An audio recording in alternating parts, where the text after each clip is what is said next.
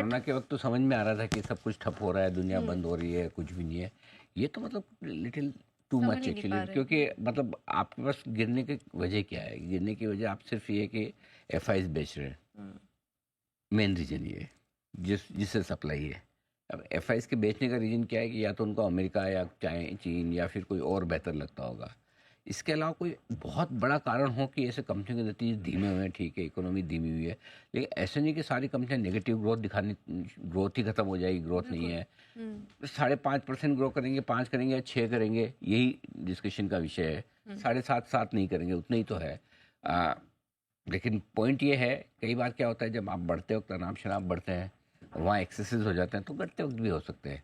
Problem पूजा ये नहीं है कि हम क्यों घट रहे हैं, कितना घट रहा है। प्रॉब्लम ये कि काफ़ी लोगों का ये मानना है कि इतना घटने के बावजूद मिड कैप स्मॉल कैप शेयरों के वैल्यूएशन अभी भी ठीक नहीं हुए, अभी भी हिस्टोरिकल एवरेज से थोड़ा ऊपर ही चल रहे हैं। हम्म। हाँ, of course Nifty, bank Nifty, Sensex अगर आप देखेंगे, और अगर आप 2 साल का व्यू रखते हैं, नेचुरली आप इनमें पैसा लगाएंगे, 2 साल का तो मिनिमम व्यू रखेंगे। हम्म। वित्त वर्ष 2027 की अर्निंग पे आप देखेंगे तो निफ्टी आज 18 के पी मल्टीपल पर है, विच इज़ मतलब इनकी लॉन्ग टर्म एवरेज 20 से 21 की होती है, उससे काफ़ी सस्ता है।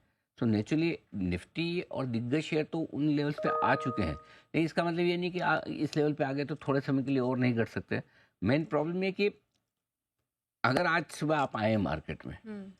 आपके पास दो ऑप्शन है, या तो मैं कुछ खरीदूं या बेचूं, या तीसरा है कि जो आजकल लोग करेंगे कि सिर्फ देखो, देखो। जिसकी कोई कंपल्शन है खरीदने बेचने की, या कोई बहुत ही स्किल ट्रेडर है कि मुझे रोज कुछ करना ही होता है, तो वो एक अलग बात है। बट अदरवाइज आम इन्वेस्टर कुछ नहीं कर रहा है, देख रहा है। अब जिसको खरीदना है या बेचना है, उसके पास दो ऑप्शन, जो भाई किसी को पैसे चाहिए बेचना है, या किसी का रिडम्शन है बेचना है, या किसी का बहुत स्ट्रॉन्ग व्यू है कि यहाँ से बहुत खराब हो गया, वो तो बेचेगा। अब जो लेने वाला है सामने, उसको ये सोचना है कि मुझे शेयर क्यों खरीदना है। खरीदने के आपके पास दो रीजन है। एक रीजन तो ये कि भाई मुझे ये लगता है कि अभी नहीं खरीदूंगा तो कल मुझे ऊपर मिलेगा, हम्म। सुबह नहीं खरीदूंगा तो दोपहर में ऊपर मिलेगा, वो तो है नहीं। हम्म। आप जितना अपना बाइंग डिसीजन पोस्टपोन करें उतना सस्ता मिल रहा है। दूसरा तरीका ये होता है कि आप फंड मैनेजर हैं, आपको इनफ्लोज आ रहा है, घटते बाजार में आपको पैसा लगाने हैं, तो वो लोग थोड़ा बहुत खरीद रहे हैं तो खरीद रहे हैं, वो भी थोड़ा खरीद रहे हैं, क्योंकि पैसे का इन्फ्लो भी कम तो हो ही रहा है। हम्म। सो आई थिंक जब तक खरीदने वाले को ये ना लगे कि बस ये ऐसे भाव आ गए जो अब वापस नहीं मिलेंगे, बिल्कुल। तब तो आप कूद के खरीदेंगे। दूसरा खरीदने वाला कौन होता है? शॉर्ट सेल करने वाला। हम्म। कई बार मैं बोलता हूँ कि खराब मार्केट में शॉर्ट सेलर की बहुत ज़रूरत होती है, क्योंकि नीचे में बाइंग सपोर्ट उनका आता है। हम्म। जब गिरते हुए मार्केट में कोई दूसरा खरीदना नहीं चाहता, सिर्फ शॉर्ट सेलर अपनी पोजीशन काटना चाहता है। तो अब शॉर्ट सेलर के भी केस में क्या है, कोई तो एक ऐसा ट्रिगर मिले जो जिसमें आप शॉर्ट काटें, न पिछले दिन का हाई बाजार पार करता है, न दिन के हाई पर जाकर बंद होता है, न हायर हाई हायर लो बनाता है। तो निफ्टी आज 17वां दिन है भाई, 17वां 17th डे कंजिक्यूटिव कमजोर है, अच्छा खासा कमजोर है। पिछले बीच में 7-8 दिन आपने ऐसे निकाले थे जब 20-30 पॉइंट घटते थे, अब 3 दिन से तो स्पीड बढ़ा दी वापस गिरने की। सो नया ब्रेकडाउन हो गया। सो आई थिंक जब तक आपको खरीदने का कोई ऐसा बड़ा कारण नहीं दिखता कि मैं क्यों खरीदूं, तब तक बायर तो इंतजार करेगा। थोड़े बहुत फंड मैनेजर खरीदते रहेंगे, उनके पास पैसे हैं दूसरों के मतलब उनके इन्वेस्टर्स के, खुद के पैसे जिसके पास है उससे तो खरीदा नहीं जा रहा। So I think it's more of वो जो मैं कहता हूँ ना, दोनों चीज़ें साथ हो रही, बिकवाली का दबाव, खरीदारी का अभाव, ये है। टफ टाइम है, कब तक चलता है, कहाँ तक चलता है वो देखने वाली बात है, लेकिन मुश्किल वक्त तो है ही, इसमें कोई डाउट नहीं है। इस मुश्किल वक्त में एक ही चीज़ थोड़ी कम खराब है, वो है बैंक निफ्टी। अभी भी 1% घटा हुआ है, 48,300 के आसपास है, जो इसका पुराना सपोर्ट है जनवरी महीने का लो का 47,800 से 48,050 की रेंज का, उससे अभी भी काफ़ी ऊपर है। तो कम से कम वहाँ उस लो को टूटने के लिए सोचो आप, 22,800 का लेवल था निफ्टी का, वो जो निफ्टी कब से तोड़ चुका, और बैंक निफ्टी का यही डबल बॉटम का लेवल 47,800 का है, जहाँ से अभी भी ऊपर है। तो ये जहाँ थोड़ी कम कमजोरी है, जहाँ थोड़ी मजबूती है, वो तो है ही, अभी भी है, लेकिन मुश्किल भरा मार्केट है। दूसरी बात एक और पूछा जो इम्पोर्टेंट है, वो ये है कि असली दुख दर्द आपको सेंसेक्स निफ्टी में नहीं है, उसके बाहर है। सेंसेक्स निफ्टी के बाहर आप देखेंगे मतलब खून निकल रहा है, सब ऐसा हाल है। और आप देखो 1500 पॉइंट मिड कैप इंडेक्स 3%, मजाक ही क्या है, मतलब 500 पॉइंट स्मॉल कैप इंडेक्स 4-4%, 3.5%, मतलब एकदम कचरा हो गया है, बिल्कुल वैसा हाल है। मतलब क्या बोलेंगे आप, सोचो आज ये क्या शुभ मुहूर्त में आए थे 4-5 लोग वायदा कारोबार में। वायदा टीटागढ़ करोगे। 12%, इरेडा वही 11%, आज के वायदा के टॉप बीएससी 10% निकल गया, जिसकी हम बात करें 5500 पे हमने बोला था कि थोड़ा प्रॉफिट बुक करना हम्म, चाहिए। आज देखिए 4500 आ गया। कल और आज 2 दिन लगे बीएससी को वापस नीचे आने में। 6000 वाला बीएससी आज 4500 है। तो जब पतंजलि आज आया है वायदा 7%, टाटा टेक 7%, क्या बुरा हाल है, मतलब आप सोचिए।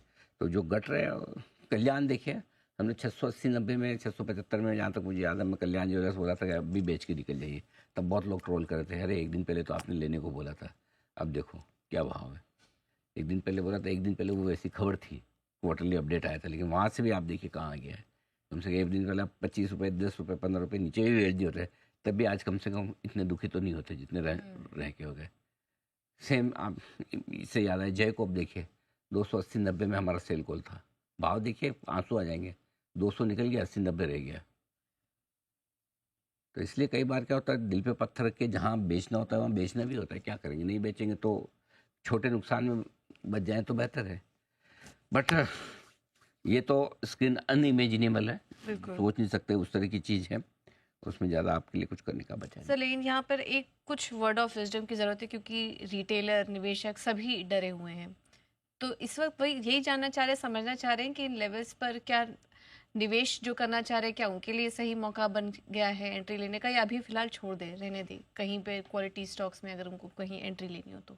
देखो, बहुत अच्छा सवाल है और उसका बहुत अच्छा जवाब भी है। निवेश का मौका तो इसी तरह के मार्केट में बनता है। हम्म, अब दो दिक्कतें हैं। पहली दिक्कत तो ये कि इसके बाद नीचे नहीं जाएगा, इसका जवाब नहीं है अपने पास में, और इसका जवाब ढूंढने की कोशिश करें तो ज़्यादा चांस आपको ये मिलेगा नहीं और जाएगा, नहीं हो जाए। है ना। तो वो जवाब आएगा तो फिर आपको लगेगा फिर अभी क्यों खरीदूं, फिर जल्दी और हड़बड़ी क्या है। ठीक है, तो एक चीज़ है। दूसरा जवाब ये है कि क्या मैं 2 साल 3 साल रुक सकता हूँ। ऐसी सिचुएशन में चलो 22,000 का निफ्टी 21,000 हो गया मान लो, और आपका मिड कैप स्मॉल कैप 5-5% और निकल गया, 7-7% और निकल गया मान लो। आप रुक सकते हो क्या 2 साल तक? पता चला अभी लिया 2 साल सोच के, और 2 दिन बाद ही वापस 3-3% का निफ्टी 2% घट जाए, बैंक निफ्टी आपका मिड कैप स्मॉल कैप 3-4% घट जाए, तो पता चला अपने 2 दिन में ढीले हो गए। और हो भी रहे हैं, क्योंकि जिस भी भाव से आपने खरीदा नीचे ही है। तो वो पैनिक, आप ट्रस्ट में, ज़्यादातर लोग जब भी ऊपर के भाव में करें, आपने कोई टेंशन नहीं, डिलीवरी हुई है, अपने 3 साल बाद बेचेंगे ना, 5 साल बाद बेचेंगे, कोई जल्दी नहीं अपने घर में। लेकिन 3 साल 5 साल बाद वो क्या सोच के बैठते हैं, ये जो मेरा भाव, ये भाव यही रहेगा, ज़्यादा घटेगा नहीं, 2-5% घट जाएगा तो ठीक है, बढ़ने में टाइम लगाएगा। ये नहीं सोचते कि वो घटने में 50% भी आ सकता है, और तब आपका 5 साल का या 3 साल का व्यू टेस्ट होता है। बिल्कुल। तो आप व्यू कैसे बनाते हो 5 साल का? हाँ मैं लूँगा ना 5 साल के लिए, 3 साल के लिए, मेरे को कोई बेचने की जल्दी नहीं है। Fair enough. हमेशा आदमी ये सोच के लेता है, बहुत सारे लेते भी हैं, लेकिन क्या सोचते हैं कि चलो ठीक है, मैंने 100 में लिया ना, क्या हो जाएगा, 85, 80, 90, इससे ज़्यादा क्या जाएगा। लेकिन वो 100 में लिया वो ये थोड़ी सोचता 50 हो जाएगा। और जब 50 होता तो अपना 3 साल 5 साल का व्यू रह जाता है इधर ही। फिर लगता है कि ये क्या करे, और विच इज फैक्ट, और वो बहुत लोगों के साथ होता है।